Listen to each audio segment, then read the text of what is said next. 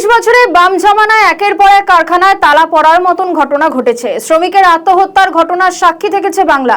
হুঁশিয়ারি সুরে শুভেন্দু অধিকারী তিনি কালকে বলেছেন, কথায় কথায় আন্দোলনের নামে কারখানার গেটে তালা ঝোলানোকে বরদাস্ত করা হবে না।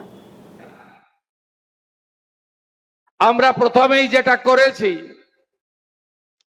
আইন শৃঙ্খলাকে ঠিক করতে হবে।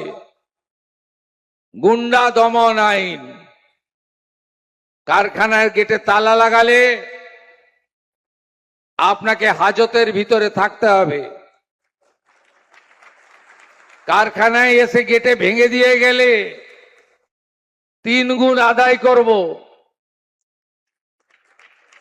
কোনো গুন্ডাগর্দি চলবে না। নো সিন্ডিকেট, নো কাট মানি, নো উসুলি।